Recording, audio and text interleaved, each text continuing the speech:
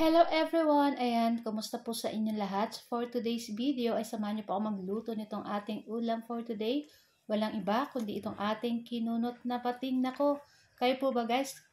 Nakatikim na ng ganitong luto or niluluto din po ba sa lugar ninyo yung ganitong pating? So dito po sa Bicol, dito sa Naga City, ay normal man lang pong niluluto nila dito yung pating kasi marami pong nagtitinda nito sa market. Ayan, so legal naman po yung pagtinda nila dito. So yun nga guys, yung ating pating, hindi ko na po na-videohan.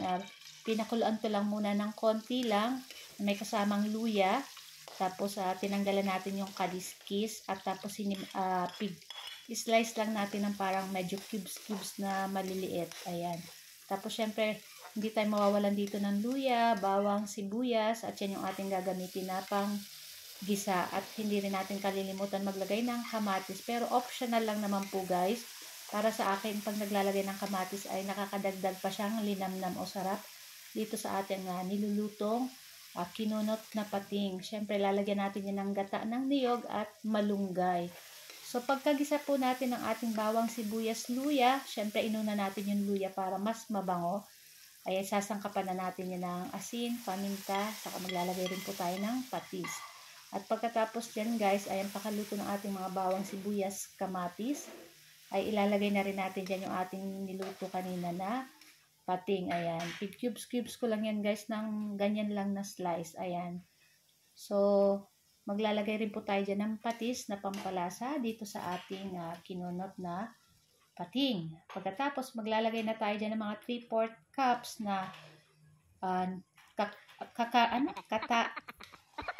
ayan, pagpasensyahan niyo na po. Medyo bilot lang lagi po tayo. So, syempre ang nilagay natin dyan is yung kakang niyog. Ayan, tama na ba, diba? So, mga 3/4 lang nun. Purong niyog po yung nagata. So, hindi na tayo naglagay dyan ng pandalawang gata. So, tamang-tama lang po yung ganitong gata ng niyog sa 1 kilong pating. Pagkatapos yan guys, ilalagay na natin dyan yung ating pinitas kaninang malunggay sa kabila naming bakuran. Charot! So, yun nga, at hahalu-haluin lang po natin iyan hanggang maluto itong ating malunggay. Kasi ang ating pong pating ay luto na rin po yan sigurado. At yan ay kanina pinakulan natin ng bahagya din dun sa ating kaserola. Ayan.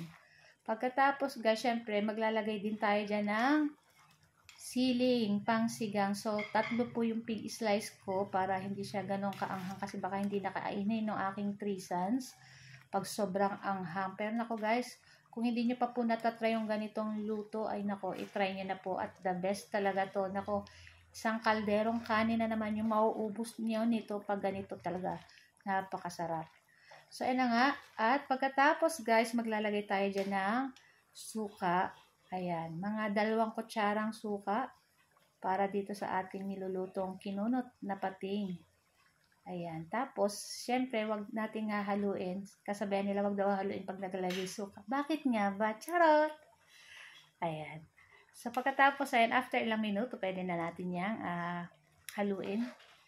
At singaw na yung ng suka natin dyan. Ayan. At ayan, at ilagay na rin natin yung 2 pangsigang na hindi na natin pig slice.